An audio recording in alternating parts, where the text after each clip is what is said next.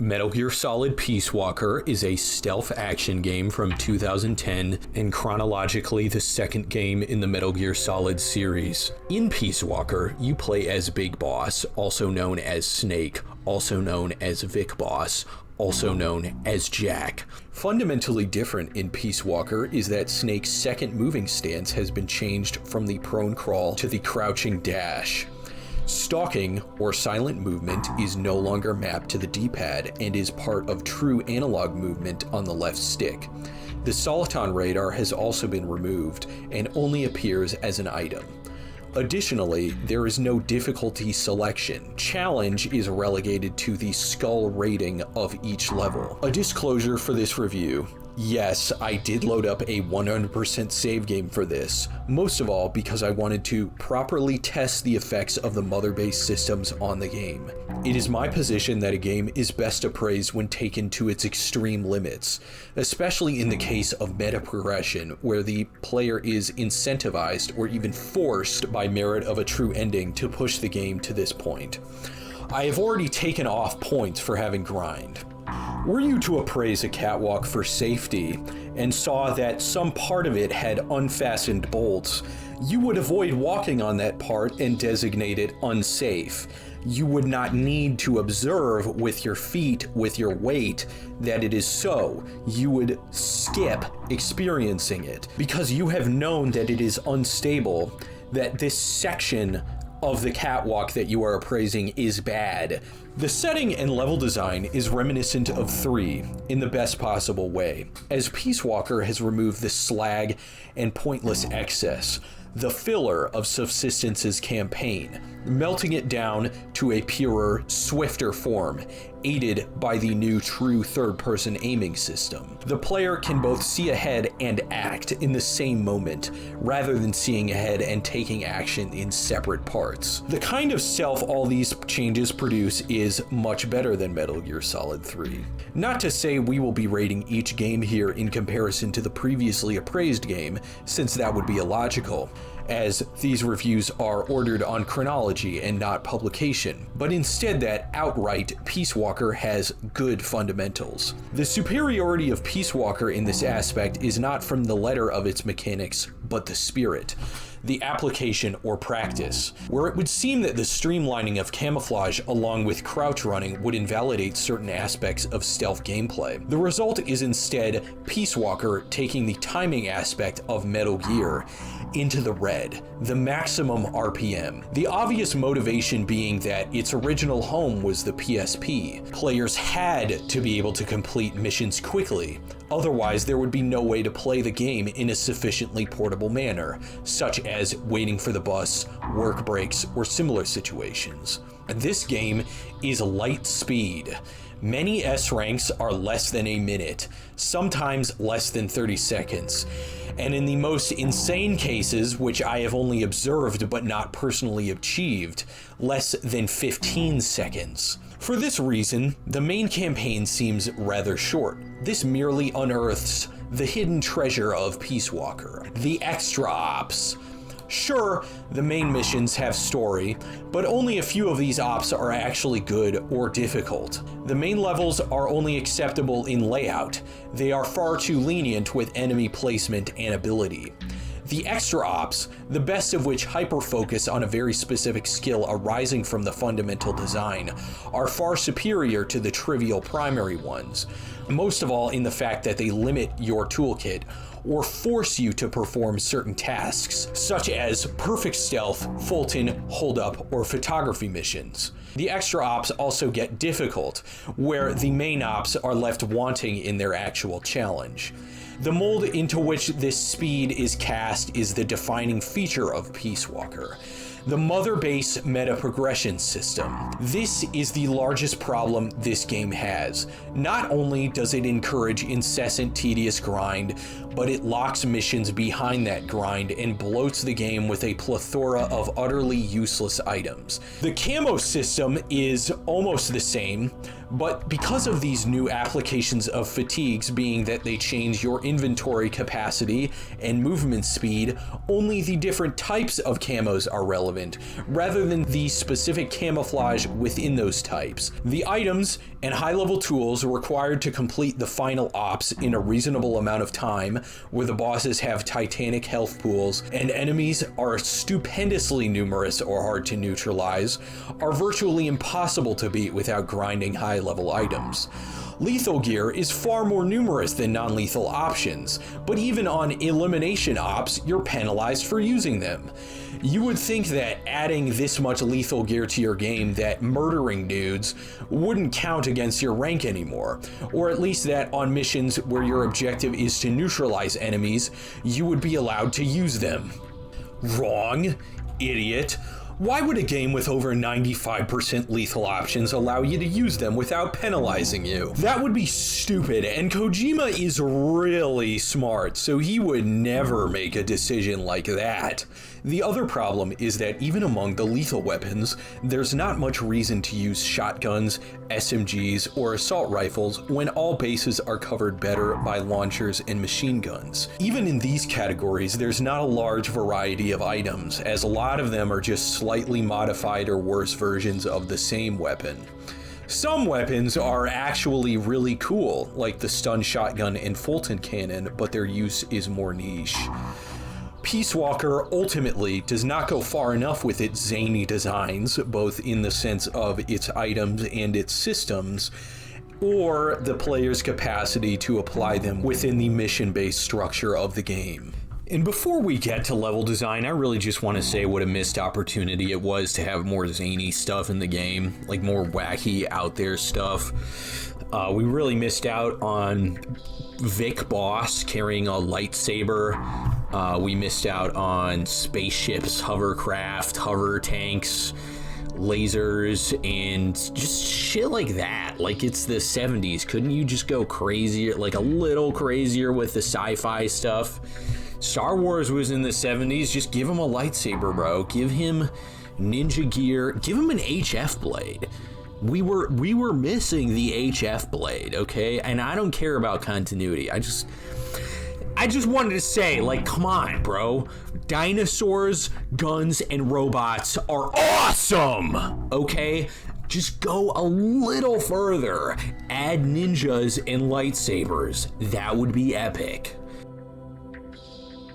Peace Walker's levels make unique use of a small pool of maps via variation of objective and layout, while Menu Gear Solid 3 is for the most part a sequence of completely separate maps. The conclusion then is to give analysis according to mission type and layout, rather than a sequential analysis of an entire campaign. Peace Walker has 161 missions among the main ops and extra ops. We will be dividing the main ops according to chapter and the extra ops by type. The first chapter is a glorified tutorial, so we'll just be skipping it entirely.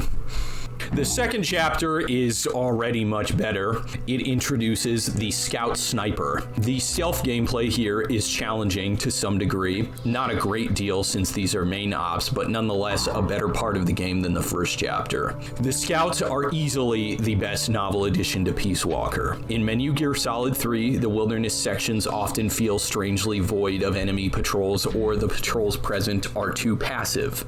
The Scout Sniper solves both of these problems and the tranquilizer problem. Scout Snipers, by their concealment, their sniping positions from cover, actively avoid being tranquilized all at once by Snake, and by their huge awareness range, enforce the use of stealth in wilderness levels. I really have to praise whoever had the idea for Scout Sniper enemies, because Peace Walker is just better for it. It increases the difficulty of the game by introducing a new skill, a new kind of encounter, rather than taking a previous encounter and increasing the level of gear required. The biggest problem with Scout Snipers in relation to the Mother Base system is that they are defeated very easily by the Soliton radar, which reveals all their locations for some reason, even though other means of detection don't reveal them outright in the same way. but the high enemy count per level, as well as the combination of regulars with scout snipers in certain segments, forces you to vary your approach.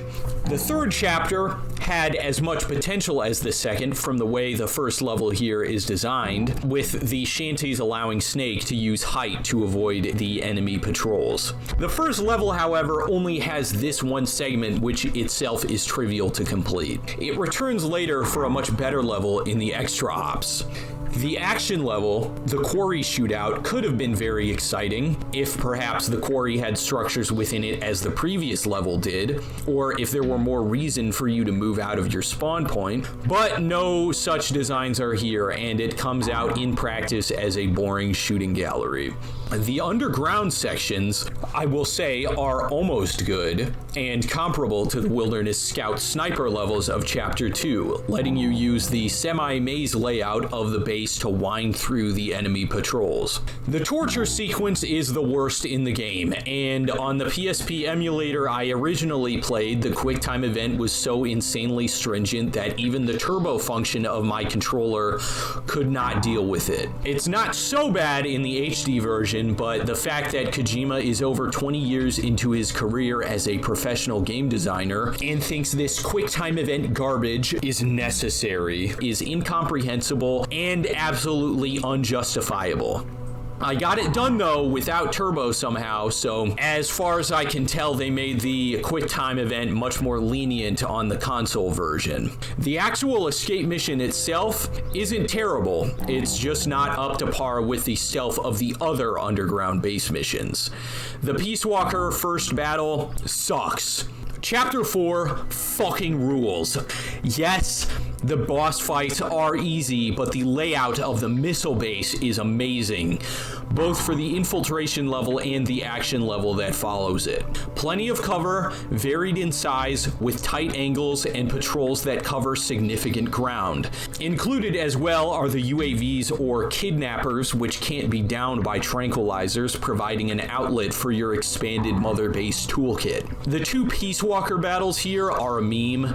The first one is just as easy as all the other main ops bosses, while the final one is a glorified cutscene. In fact, the third one shouldn't exist at all. It should just be a cutscene. That actually goes for most of the main ops. You could compress them all really into 3 chapters. Chapter 5 is all Zadornov and then a climactic Zeke battle. The Zadornov missions are the best stealth missions among the main ops, but the problem is that their main objective is find Zadornov. Were it not finding Zadornov and rather catching him, there could be an additional layer of challenge, almost like a mini-boss. In practice, there is no difficulty in finding him because his location in each given mission never changes. The Zeke battle is also the best main ops boss fight, hands down, since it's hardy enough that you'll need to deal with its attacks, but not so bloated with health as to be a chore. However, the strongest missile launcher can make short work of it, and the patterns themselves aren't sufficiently difficult even though it's a 5-skull rated mission. AI Zeke has the same problem as regular Zeke in that it gets obliterated by the M47. That's it for the main ops. You'll pretty much never come back to these once you S-rank them because they're not that fun, basically.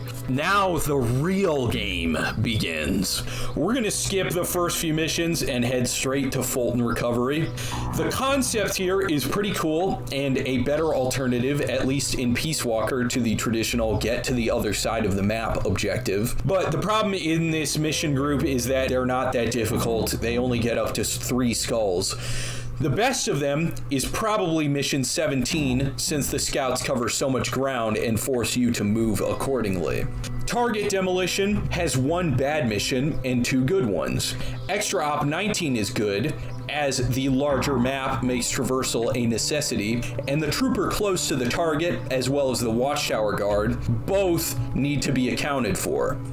The same applies to 20, which brings you back to the US missile base, which now features a faster UAV patrol and a larger garrison of helmeted dudes. The problem with target demolition is, though the objective is novel on paper, the missions don't play out in their own way. They are effectively regular get to the end of the level objectives. So, although the stealth is good, the objective doesn't add anything to the op. 21 was stupid, and I don't need to say anything else about it. Elimination ops are the biggest loss of potential this game has. They could have easily lifted the kill penalty on these missions, forced you to use one type of weapon, restricted certain kinds of weaponry, or forced you to use suppressed or unsuppressed weaponry. However, every one of these missions is the same, the only exception being whether it's a loud mission where enemies are already alerted to you, or a sneaking mission where they aren't. The worst of them is probably 24, which you barely need to move to complete. 25 is the best, as you're forced once again with the best decision Peace Walker ever made, scout snipers, but this time in a loud mission. For item retrieval, my critique is basically the same as target demolition. The objective is de jure unique, but de facto just another normal stealth level. Document retrieval is fetch quest collection bullshit that shouldn't be in the game. It sucks. I'm skipping it. Holdups rule. These are among the best ops in Peace Walker and also some of the most stringent for S ranks. The best of them is 37, as the arrangement of patrols is a challenge at first, but generates a very steady, precise flow to the gameplay if you plan out your route correctly. The nature of holdups being a different skill from long-range takedowns, like with tranquilizers, and instant in execution compared to throws, makes them a truly novel objective that benefits gameplay.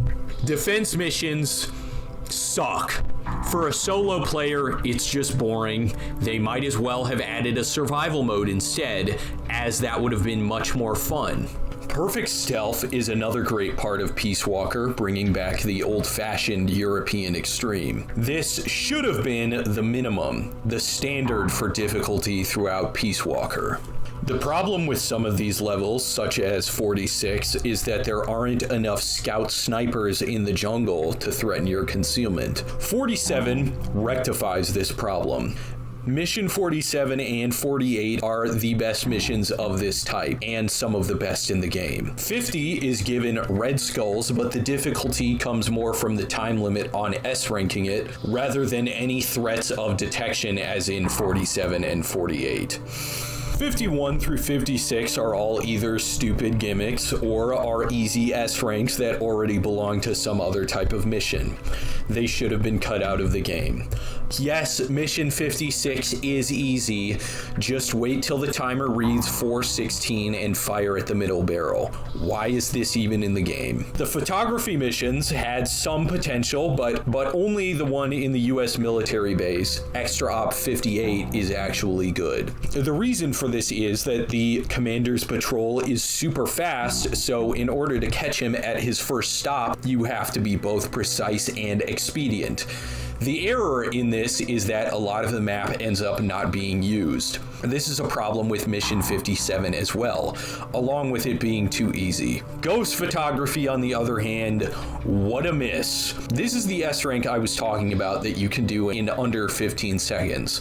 Granted, I personally only got a sub 30 time, but it is possible nonetheless. The waste here is that the ghost enemy type would be so great for this kind of mission if you were forced to do it among multiple patrolling ghosts, or even just regular enemies, as with the paparazzi levels. As it is, you're not threatened with an alert phase unless you screw up big time. Ghost missions themselves are amazing, mostly because the ghost enemy itself is such an excellent idea for a stealth game enemy, second only to the scout sniper. The fact that they can pass over terrain is excellent, and their patrols are less erratic and shorter than UAVs, but But the fact that you can't interact with them outside of exorcising them makes it far more dangerous. Exorcism itself also takes a significant amount of time and can jeopardize your rank. So the ghosts themselves create a good balance between neutralization and evasion. The problem with ghosts, unlike the scout snipers, is that they leave too much of the level out of their sight at any given time. Not a problem with the ghosts themselves so much as it is their population in each level featuring them. The best ghost mission is unfortunately the first one, as the second one in the mine has too lenient a rank timer, and the third one doesn't sufficiently endanger the player. The Puyan missions are horrible, and the shrill soundtrack was so displeasurable, so stupendously abhorrent that it physically hurt my ears and I had to protect them with my earbuds. Missile defense is equally stupid and easy. At least you get to use the minigun with no penalty. We'll be skipping the dates for obvious reasons. Now we have to talk about the heavy armor bosses. They aren't that good, and they're so grindy that I can't sanction playing them all. So I picked the most difficult mission of each enemy type to beat instead of grinding through all of them. These fights are both the best and the worst of Peace Walker. In the best way, by their huge health pool, they force you to use the absolute most broken tools and weapons available to you. If you want to beat these missions, you have to break out the most broken shit you've unlocked, which, if you've unlocked everything, is generally the most fun gear to use in the whole game. In the worst way, they are still tedious, repetitive, and don't present sufficient challenge to the player. The manner in which they challenge you is not skill, but endurance. Whether you can stand sitting in a shed with your infinity bandana on, Fultoning 36 soldiers in total before actually getting to fight the boss in a meaningful way.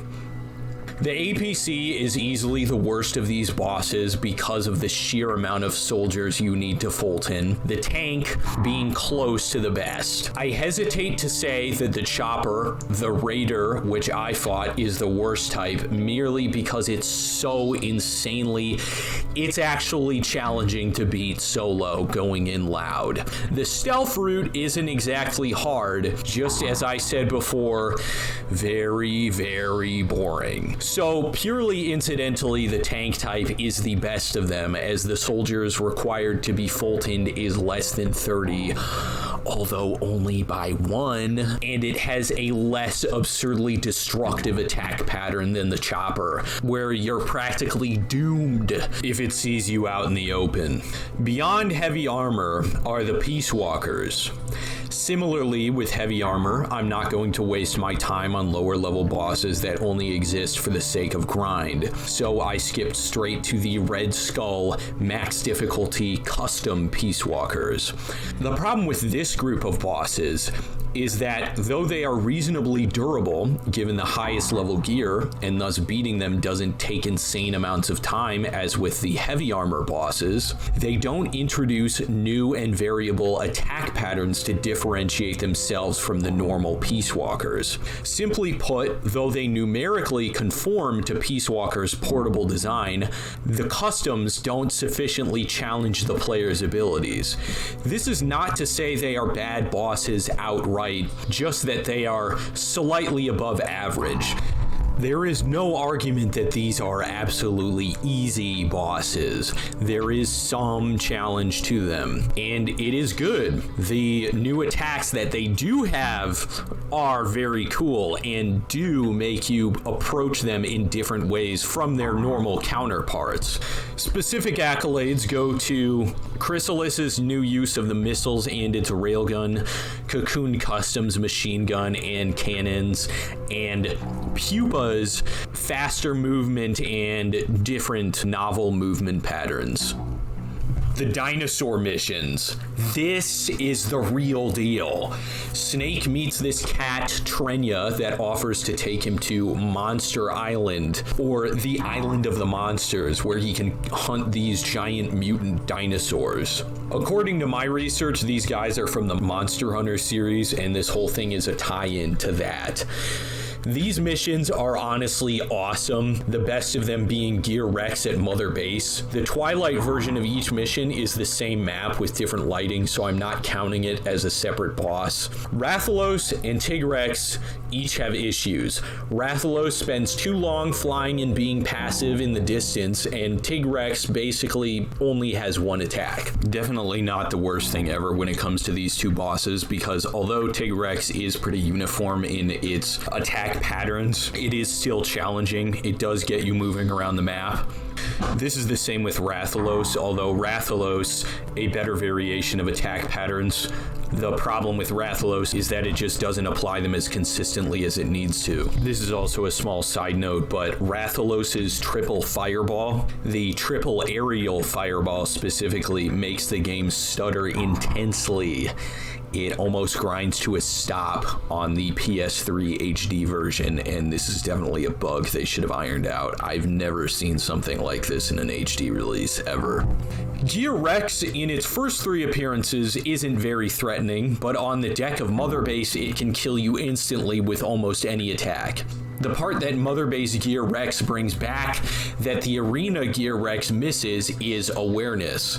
The fights on Monster Island are accompanied by these little raptors that force you to think about your surroundings even as you attack the boss. And on occasion, you'll have to tranquilize them to make sure they can't get too close or mess you up anymore. The raptors are also persistent. They can get woken up when they get trampled, but that can't kill them. The coolest part about Mother Base Gear Rex is how often it uses its stun spines for area denial, preventing you from simply circle strafing it the entire time. Rathalos and Tigrex have similar techniques by changing up and varying their attack patterns, although Tigrex does this less than Rathalos, so I would put it in last place. Gear Rex does this most often in the final fight, up to twice in a row before detonating them, so you might be cut off from an entire half of the map by this one attack. These spines can also hold you still for such a long time that if you get stunned by any one of them, you might as well restart the mission. One critique I have is that with the health pools, they are much larger than the custom Peace Walkers, way too large for solo play and way too large to be in congruence with the portable design of Peace Walker. If there were a rescaling mechanic implemented for co-op, or maybe for the endgame bosses in general, that would likely fix this problem. All of these bosses, though, from heavy armor to the robots, the custom Peace Walkers, to these dinosaur bosses, are great in their own way, since their attack patterns actually challenge the player rather than his toolkit. In terms of non-boss levels, I'd rank them accordingly. Hold Up, Perfect Stealth, Dead Man's Treasure, Chapter 5, Chapter 3, Elimination, Chapter 2, and then Chapter 4. For bosses, the ranking is as such: Dinosaurs, Custom Peace Walkers, both versions of Zeke, Extra Ops Heavy Armor. Everything not included here, I would argue, should not have been in the game, at least as it was. I just wanted to do a quick little skim through of this walkthrough, this fan-made walkthrough made for the campaign. Because it really shows, like, when you really realize the true playouts and think about like how the map is designed, it actually shows how well space is used in Metal Gear Solid Peace Walker, because like, damn, they really do use the whole map. Unlike other games where there's a lot of filler and crap that doesn't matter. Speaking of filler, yeah, this crap you can just get out of the game. That doesn't matter. But this map, you have this part patrolled, this part patrolled. Your avoidance is a factor of gameplay. It's not just that you're using up empty space that devs forgot about, right? When you use this part, you're confronting an enemy. You are engaging with the stealth mechanics of the game. By avoiding them, going through the middle, and then around this guy, you're also engaging with the stealth mechanics. Whole level used. Good job. And then on the extra ops, when you come back, you're doing basically the same thing. But the reason I like the hold up so much is because it forces you to engage enemies that you wouldn't usually or don't always have to confront. which is why it's so neat. Same with the holdup on this level. The enemies in the middle and on the side and down here and across here, you confront them all on the holdup mission, and you can see why in this walkthrough he drew the line as he did, because normally you'll want to pick up this item. It doesn't matter if you're playing through on a completed save, but on a first save, yeah, you'll want to get that item regardless. His path is to avoid enemy patrols. It isn't just him running straight through with Neomoss, or, well, on some levels you can do it, which is why it's bad, but regardless, it's not just him running right in front of this guy with spider camo on straight to the end of the level. If you do want to run behind or in front of this guy, or even this guy, if you just want to get to the level without actually having to tranquilize anybody, you have to use the stealth mechanics of the game, because the maps are so small, constricted, and well patrolled. Not to say every map is like this, because we're just skimming through this, but it is a microcosm of how the game works. At least this little map is. This map is not that great because they don't really use all of the space. Is really just this part where you have to actually use stealth, but regardless, they're using most of the map rather than in some other games where most of the map isn't being used. Then once we get over here, this is a situation in which everybody really is patrolling a part of the map. This whole map is covered by one or two guys. This part isn't. That's where you spawn in if you start on this end, and if you spawn in right here, then again, there's this part is not used, but it's irrelevant because that's just the part Snake walks over on the exit cutscene. The only problem this map has is on the paparazzi level, this entire half of the map isn't being used. But other than that, all the extra ops also use every part of this map too. As in the elimination ops, it forces you to confront all of the soldiers on the map in one way or another. This is also pretty great. You have this guy here, you have this guy patrolling here, and then you have a guy patrolling along here. There's no situation in which you're not interacting with or confronting one of the enemy patrols, as in with other games where, like I said, you can just run straight through. If this was MGS3, there'd probably be like a part of the map like right here that you can just walk around them with. But as you can see, this is not Snake Eater, this is Peace Walker, and they use the whole damn map. This is a good example of bad map decisions in Peace Walker. This part of the map, yeah, that part of the map can just be cut out, but regardless, the soldier that's patrolling here has to be confronted, so you're forced to use stealth, you're forced to play the game. Bridge 2 is also pretty good, although the problem with tranquilizers on the bridge is created by the mother base system, and I wouldn't chalk it up to the map design being bad. Rather, that maps are not designed around how broken the mother base progression system is. For this part of the swamp, each part, even though they're sectioned off like this, each part has you as a forced confrontation. The use of the mechanics is necessary to pass this part of the level. So again, no complaints, unlike just walking through with spider camo. I will admit that like almost from here to here is pointless. You should basically enter from up here, but again, every part is covered. Guy here, guy patrolling along here, guys, well no, he patrols along there, and then there's a patrol here. You have guys in the middle too.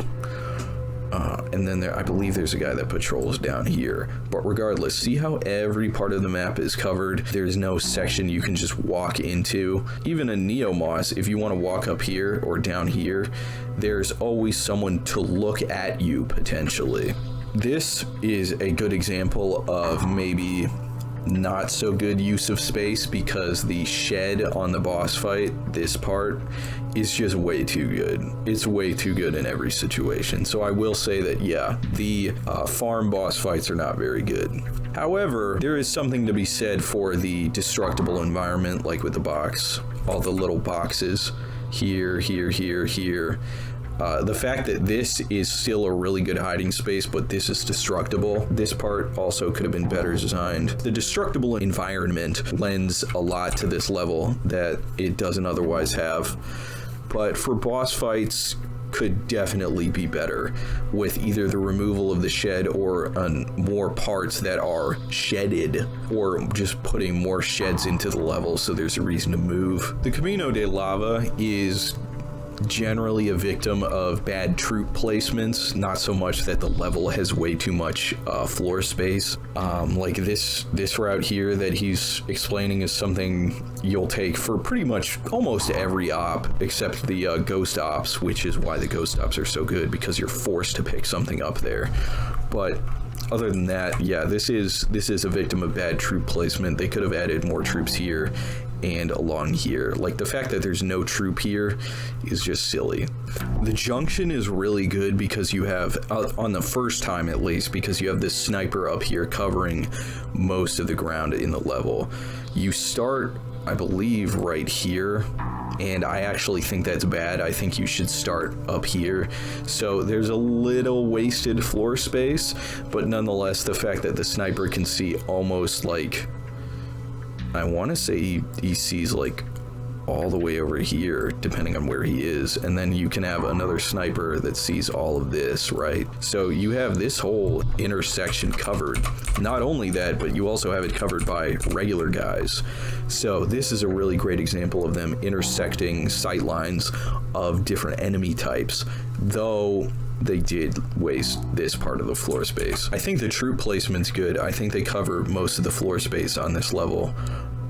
Maybe back here could have used more guys, and the middle could have used more, and it could have used more guys looking at you as you come in. It depends from op to op. For the most part, I think this level is underutilized just from a standpoint of objectives. The objectives don't really incentivize you to use the whole map, which is unfortunate. I mean, the Rescue Chico objective I think is just bad because I can't remember if it's randomized or not, but it's a silly, stupid objective. Cafe Tal has a lot of great choke points. This is just a good example of really minimizing the amount of floor space. Like the fact that you get so little down here, and there's a guy in the watchtower sometimes. That's really great. Although I can't remember if he's there on the main op. Nonetheless, very great use of small amount of floor space. Especially, and they could have used this way more, is normal guys watching you rather than just scout snipers, normal guys watching from elevated points of view. This, I think, there is some wasted floor space. You're gonna notice a lot of wasted floor space on entry. This can be cut out. Other than that, I mean, there could have been more guys here on the main ops. Maybe a guy who patrolling here, although that might have been cheap. Actually, speaking of wasted floor space, you can just cut all that out. That should have been the exit right through there. Other than that, not terrible. I think the tank boss fight here is much better than the regular farm boss fight, mostly because El Cadalso has no basically invincible terrain. Well, it does have the invincible lampposts, but those are very small compared to the shed, so we can't hate him too much. Regardless, El Cadalso is very good because you're using the tank and you are moving around this whole area. There's no part that just is underused or not used at all. The canyon, I think, is okay. On the second time around in the elimination, they do have a guy watching your entry, which is much better, but Canyon arguably isn't that great because although you sometimes, on some levels, you have guys watching you from here, that's not the case on the main op. There could have been a guy here. There could have been guys on all these little balconies. There weren't, unfortunately, so the layout is good, but the enemy positioning is not great on the main op version, but the extra ops are much better on this part. Except for those stupid ones that are just like shooting galleries, where you like the one shot, the truck destruction. That shit's stupid. Pretty good layout, not so good enemy placement. This map, again, bad use of the start position, but good use of enemy placement, especially on the elimination mission. The elimination missions, I think I underappreciated how good the enemy placement is, although I would have cut out this little part. I would have just left maybe one guy up there or up there. The fact that they use like that whole section, there's guys patrolling that, shooting at you from all sorts of different angles. It's pretty neat. Great use of floor space there. Fuerta is honestly not so good. I do think they actually did mess up with this. The fact that all the guys are contained to this small section of the map, not very great. Although I think there's a guy down here and there's a few guys on the ground, but it's not laid out so well, especially given the fact that you can tranquilize them all, which is kind of only a problem on this map, and that's why I think it's probably one of the worst maps in the game. Crater Base, I mean, very simple. It's just an arena. Pupa makes good use of it, but Gear Rex does not, which is unfortunate. Gear Rex is much better on Mother Base. That's really on the enemy type, on the boss that you fight there. It's not so much on that the map itself is bad, because there's really nothing bad about the space use. You use all of this no matter what, so no wasted floor space, no real complaints. Selva de la Leche is a great example of using most of the map, especially with the scout snipers. The scout snipers on Selva de la Leche make you use all the space on this map, which is just great. And their placement changes from level to level slightly, not a lot, but from here, let's say, to about here is just some of the best map design in the game, splitting between here and here. Just really great map design all around. In fact, all of Selva de la Leche is all of this little sequence here, except for this part. This is probably the worst boss fight arena. It is used on some extra ops for stealth missions. I can't remember if Zadornov is found on one of his missions here, but regardless, it's not that great, and enemy placement is never high enough on the stealth parts, and the helicopter you can just beat like running around this front part, so not very good at all. This little sequence, Selva de la Leche, is great because of the placement of the scout snipers. For this part specifically, top of cliff is really great because the combination of scout snipers and regulars on multiple ops. So no complaints at all from Selva de la Leche, especially this. I wanted to make a little shout out for this scout sniper who can see all the way down there, and this scout sniper who I don't think he can see all the way here, but regardless, this guy who just covers this whole area while being almost visually undetectable at first, that's just great. 3 should have had something like that, but unfortunately it didn't. Although I don't like comparing Peace Walker to 3 that much. I think each game should stand on its own and fall on its own too. The placement of scout snipers and ghosts on these parts too is really great, especially the scout snipers and ghosts here, because it gets very tight on this second half. You have to be very cunning and evasive, which is just cool. That's what stealth games are supposed to be. This part is not so good, especially this little line. This line of sight is not great because you can tranquilize up to 3 different soldiers here. That part's not good, but the layout, it could be better. It could be much, much better, to be honest. The problem is they combined a very open, a very long range angle, which multiple guys are sitting in, with sort of extraneous space. If they wanted to make it better, they could have cut off the map here visually and forced you to pick one of these 3 routes. They could have made it like that, right? So it doesn't intersect. So if you take this, you have to confront a guy who's maybe this guy who's looking down this way, right?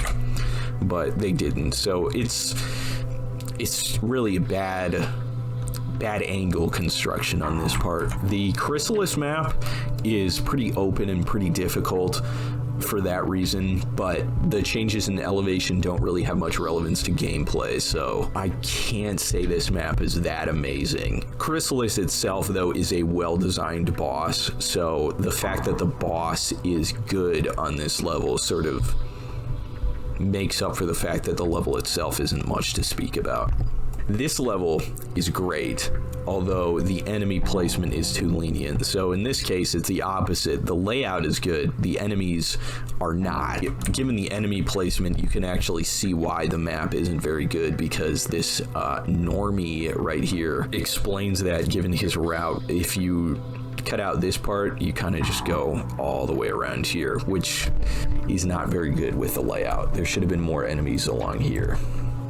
Or there should have been more hard to tranquilize enemies along this line. What they could have done is add more connections, make the rooftops closer and tighter, so that way you could have a reason to go like across them. The mining pit kind of suffers from being indescript on its boss fight with Cocoon, same way AI Laboratory and Crater Base are. Because the Peace Walker bosses, at least the custom Peace Walkers, are pretty good, it makes up for it. The problem is with the sniper mission, the defeat enemy scouts, whatever it's called, where you're not ever incentivized to move from your entry point here, so not very good. It could have been awesome though if you just transplanted this little shanty design to the mining pit, which they didn't for some reason. The AI weapon hanger, pretty good, except for the fact that this is the only exit you'll use, so you only need to deal with the guys across this point rather than all the guys here. Although you do need to deal with all of them on the collect snakes gear extra op, which means that there is at least one level where you have to cover all of this floor space, but they could have cut out this part and made you enter from here instead of here, because as it is on the normal mission, you can just, you know, hop over this. Or though I think you do enter from here on your escape, which is pretty nice. They did waste half this map, and I'm not gonna, on the main op, not on all of them, but on the main op, they did waste half the map. Let's just do the torture chamber before we move on. Torture chamber is not so good. They should have really found a way to make just this square in the center smaller, because it really looks bad once you get the overhead. The pillars are great. I really love the way they use the pillars here, and they use that in a cool way on Passage A too. Patrols, I mean, really cover everything. I actually, again, I might have underappreciated the torture chamber, because the enemy patrols really do cover 100% of the floor space that you're allowed to cross. So really better than I thought on my initial look. Underground Passage A, the problem is that with the underground passages, although the base layout is great, the top is not used on, no, I think it's used on the second time you go through this. It is at least used on an extra op, so these guys get passes because, you know, you use them eventually, just not on the first run. The US missile base is also awesome because, like Selva de la Leche, they use all of the floor space and actually cut you off from obvious entry points. The kidnappers are also a great addition because they make you use more of your toolkit, like I said. My real complaint would be that this guy isn't watching enough of this. He's not watching you from here, which is kind of stupid. That was a bad decision, but the kidnapper here really brings out this part of the map. A bit lenient with enemy placement on the main op, but it gets better on the extra ops. Now this part, I would say it's bad because you don't use this part really. So that's like, what, maybe a third of the level that's not being used, and you don't really use this part anytime. The top floor of that, but the fact that given the kidnapper and given the placement of enemies on each part of the map means that you have to be aware of enemies at all times, which is something that happens up there too that I'll talk about later. Same with the rooftop. The rooftop, I mean, it looks silly that they have this much. I don't know why he added all this. because you can't walk over there. But the rooftop makes sure you're aware of enemies at all times. My one problem would be I'd cut out this section. At least on the first main op. On the main op, you should start like right here, because there's no guys over there. But on the extra ops and on the second time when you're leaving it, there are people here. On the return mission, it's the same thing. Enemies take up you have to confront enemies on every part of the map. Same with this, although it's really just this straight line you're walking down. The enemies make sure you're aware of every part of the map, although they are lenient with this left part. There's really only guys here on your escape or mission to go to the control tower, whatever the fuck it's called. They could have done better with the maintenance docks, to be honest. This is fucking stupid, honestly. I'm not gonna lie, cut this part out. Heliport, great, because you have enemies all along here that are trying to shoot you. You've got guys coming in from here, and your easy path is not unobstructed. There are enemies that are trying to shoot you from here. And then you've got guys in the middle and the helicopter. So that should do it for this quick little map review. They obviously don't have the Peace Walker final boss fight on here because, I mean, it just takes place in a rectangle. Peace Walker does make you use all of that rectangle. Although with the helicopter, the problem with the heliport is that if you're fighting the helicopter, you really just use this machine gun here. You don't use all of this space. So could have cut out some of the map to alleviate that vacuousness. As for Mother Base, already explained why I think the Gear Rex boss is so great and so much better than the Zeke fight. Other than that, that should really do it for our little supplementary map analysis section. The difficulty of Peace Walker is poorly designed. Exemplifying this is the enemy gradation. There are generally 4 kinds of soldiers: one-shots with helmets, armored soldiers, and scouts. This is the best way to grade them, as certain one-shots in later levels take 2 CQC throws to KO, while other one-shots in easier missions take only a single toss, with armor units being hardy troops that take 2 sleep grenades before they go unconscious. The issue with this is that instead of introducing new enemy types who challenge the player according to the fundamentals of Peace Walker's design, enemies merely increase in resilience. It's just their stats, their numbers going up. It's erroneous to say that the higher level soldiers challenge you in new ways. They're just more tedious to neutralize. The bad bosses all do the same thing too. They simply apply the same attacks and patterns with greater frequency and have way bigger health pools. This makes defeating the endgame bosses take forever. It goes against the speed concept of Peace Walker that as a portable game you should be able to beat missions in a small span of time. 10 minutes for a single encounter is far too long for a portable game. I must stress this even more, how poorly the skull system is designed. The bandana does not preclude you from S ranks, and on later missions is a necessity. That's right. Health pools, stamina pools, and enemy populations become so huge that a cheat code had to be depenalized so players can complete the later extra ops.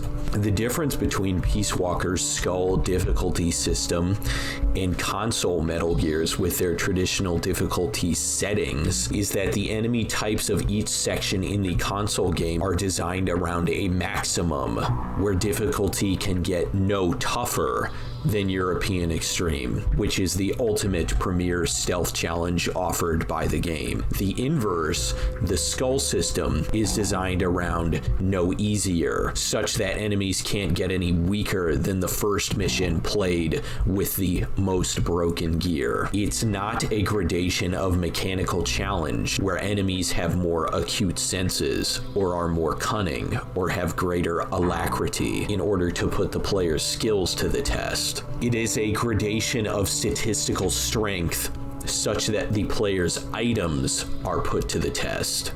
Peace Walker's difficulty being improperly designed around the mother-based meta progression system is its most significant point of failure. So, Peace Walker's best and most challenging levels break from this concept. Ghost missions and holdups, for instance, can't be solved merely by bringing the gun with the biggest number, so to speak, but by performing according to the fundamentals of the gameplay to the highest degree.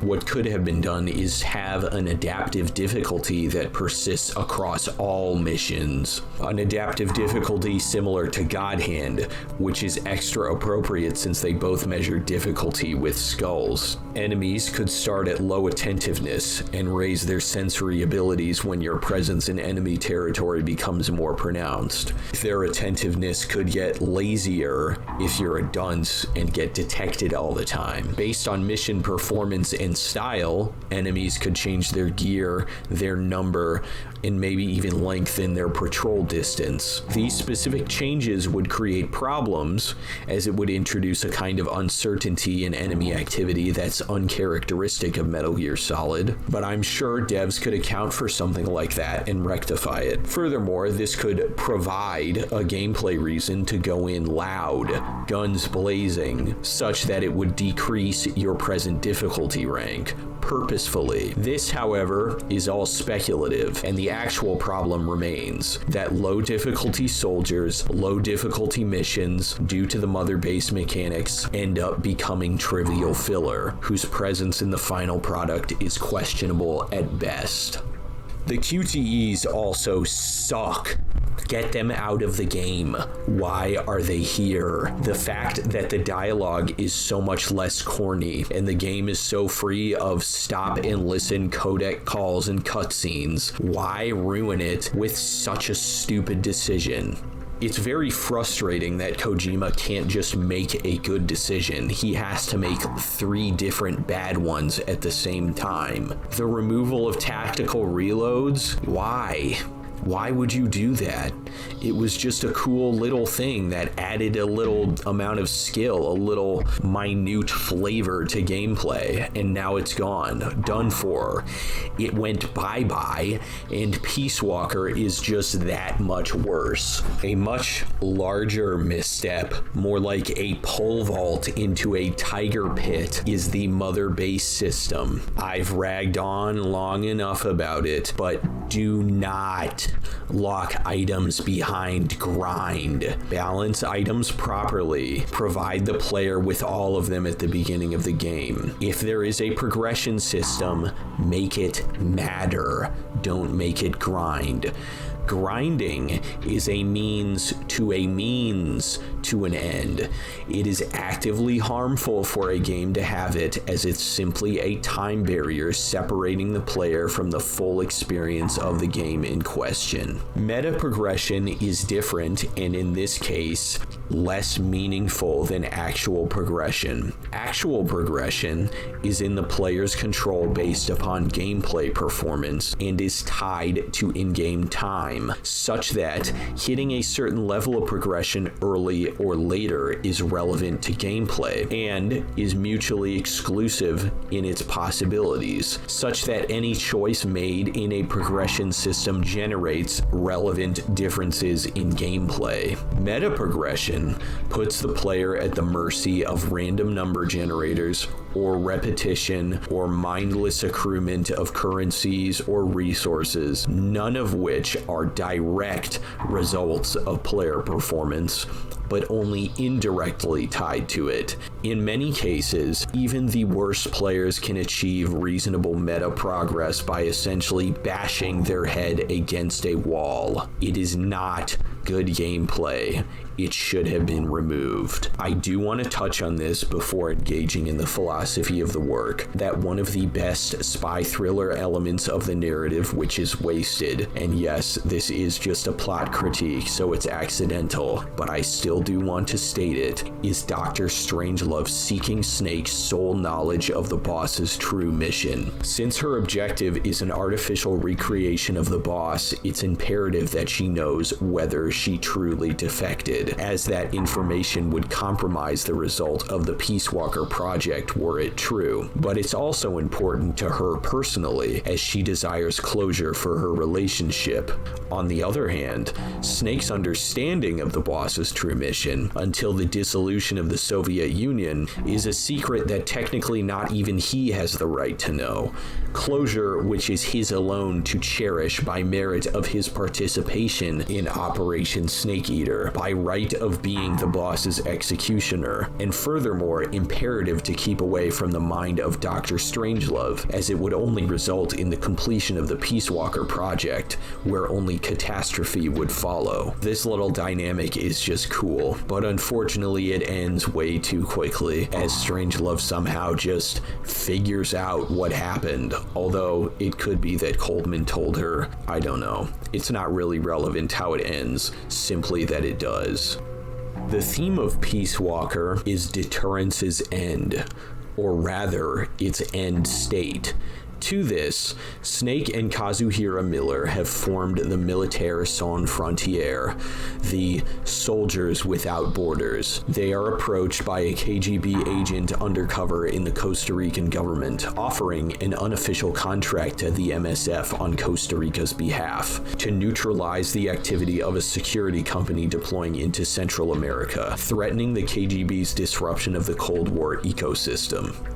The moral dilemma here is that, though he is nominally in the employ of Costa Rica, Big Boss takes this mission, at least in the beginning, as a de facto contractor for the KGB. However, it is not necessarily his will, and he states as much, that the communists succeed, but at first he is nonetheless acting on behalf of the Reds. Soon, he learns that, although both sides intend to deploy nuclear weaponry in Central America as their ultimate goal, the CIA has actually achieved it first. His alliance with the FSLN Golems is also incidental. From all this, we can see Snake unfortunately taking on the amoral, consequentialist philosophy of the boss, which should be very worrying. Despite this, we can excuse his cooperation with the Red Menace as an extension of his manipulation by Cypher, since Zadornov's offer for recruitment is merely part of Cypher's plan, and could only have ended unfavorably for the KGB given its success. A microcosm of his moral error is in the main op, Rescue Chico,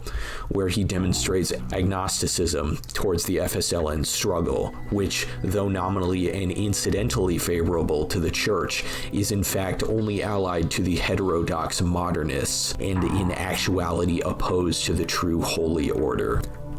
There is an irony in all this. He claims to be doing this for Paz Ortega's sake, for peace, as Paz is a narrative representative of peace itself within the game, at first. Yet, Paz is not who she says she is. Her peace is a lie, merely a different form of deterrence's end, according to Major Zero. In the same way the boss met her end, so is Big Boss betrayed by his belief in an ideal which does not exist. For both this peace and the boss's adherence to the mission are hollow and not in themselves complete beliefs. The world without communism or capitalism that the boss believes in is never stated to have some system which is the substance in place of the alternative emptiness.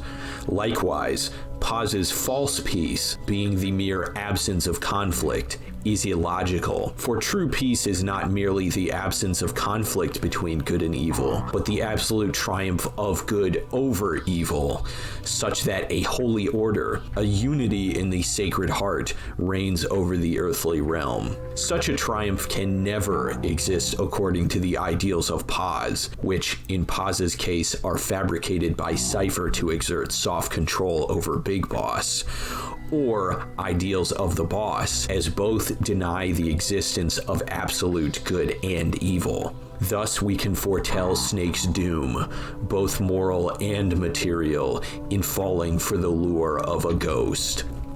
This ghost is also central to the story, as Peace Walker's flight, the boss's final departure as a butterfly, is symbolic of deterrence's end. And by the way, we'll be referring to the AI boss as simply the Peace Walker from now on, since that's a better identifier. The Peace Walker's genealogy is also an inversion of the boss's adoptive family, where her cobras and her adoptive son, Snake, are the philosophical offspring of her will and teachings. The Peace Walker is in fact the physical offspring, the result of machine learning of the 3 AI weapons prior, the pupa, chrysalis, and cocoon. Where the boss yearns for the return of the philosophers, a chance for pre-liberal despotism, the Peace Walker's goal is the destruction of capitalism's co-liberal sibling, such that the despotism of the patriots,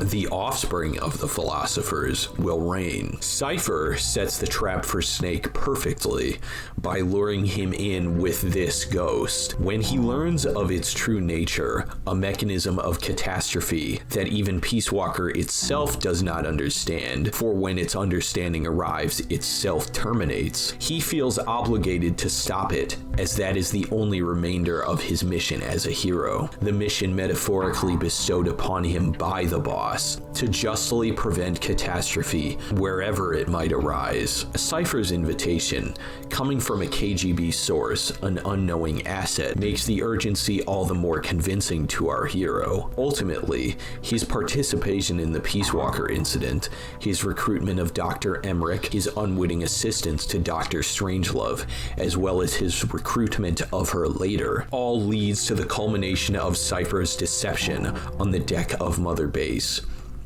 Herein is an additional tragedy, that though the Peace Walker sacrificed itself for the peace it was supposed to protect, and could not with its continued existence, by its pilfered neurons, contributed against its will to the creation of the first functional Metal Gear, Zeke. To understand the meaning of all this is to say that the piece put forth by Paz is a carefully crafted con. Focus on what Coldman says. This is not peace they promote, it is victory. For among the purported peacekeepers who reign over the Peace Walkers, there is the higher understanding of what peace actually is, being triumph. Their error is in their definition of good, for they associate it with the despotism, the amoral rule of their select group, the communists to Zadornov, the capitalists to Coldman, the patriots to Paz. Though Snake associates himself with victory in his Vic Boss persona, the cheers for Vic Boss from the MSF and from the Sandinistas, who believe they are free from the manipulation of superpowers, are ultimately celebrating another step in Cypher's plan. The disruption of the KGB's influence in Central America and the dissolution of the Peace Walker Project, which otherwise would have threatened the sovereignty of Cypher via its deterrence end state. Vic Boss does at least achieve one thing truly.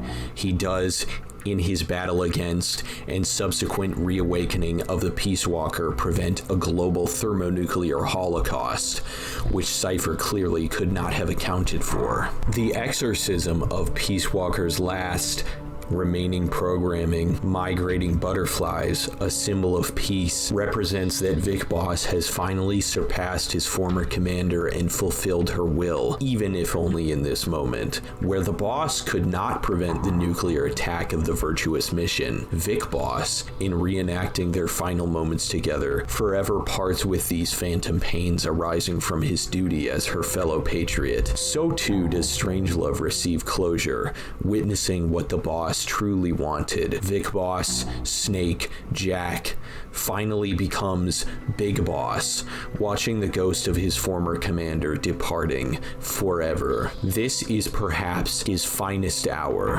where, thrown away by his nation, narrowly thwarting execution by a traitorous usurper, and yet failing to neutralize the threat of his original target, he overcomes all to conquer atomic Armageddon. Cypher and Big Big Boss are both in their own way sons of the boss and diametrically opposed. They are, in their perfect forms, the ultimate geopolitical instruments and simultaneously flawed in the same way as each other. Cypher is the mind without a soul, and Snake the body without a soul. Lacking moral guidance, they both err.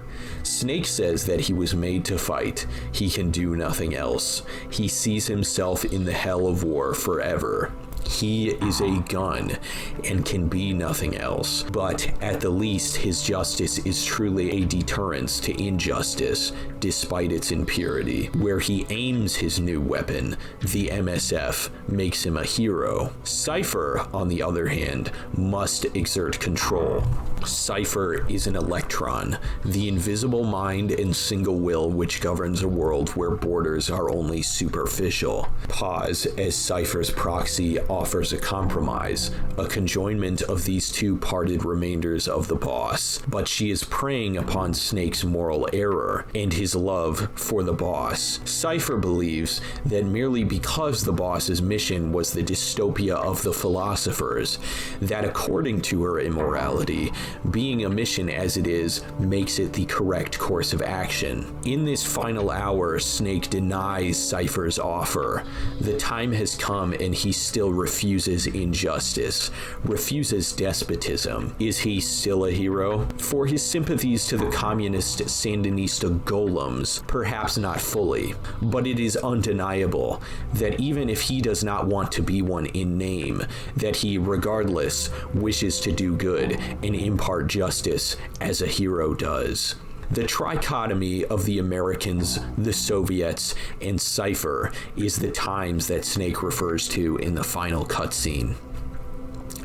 It is my position that this is evasive writing on the part of Kojima and Murata, because no, Snake, it's not the times. Cypher is literally coming to kill you. It can be seen as acceptable only through this possible interpretation, where it is the MSF's unwillingness to impart justice on behalf of one or all members of this trichotomy that will eventually lead to their destruction. This I object to. There is no question to whether the times will make or break them. The answer is Big Boss's folly, his refusal to accept that victory is the true path of peace. That is his doom. As a game, Peace Walker makes good use of its mechanics through the mission structure, though it is hampered by its meta progression system, which both upsets item balance and invalidates a large portion of the main missions, along with bloating the amount of options in the game with unnecessary, useless crap.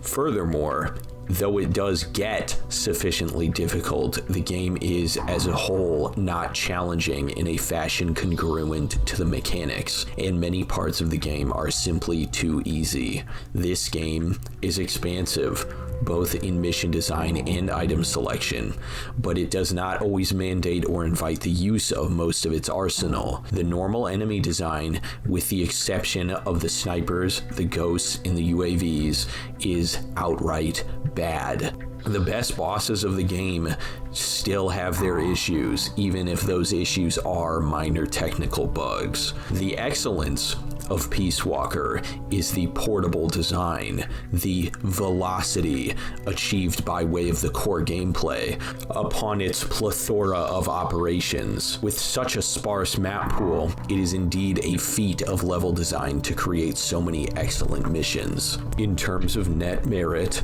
a final score wherein we account all the deficiencies and accomplishments of the creative work in question on a scale of 0 to 10, where a 0 is worthless garbage to be actively avoided, and a 10 is a perfect piece of art which must be understood. I award Peace Walker a 4.25 out of 10.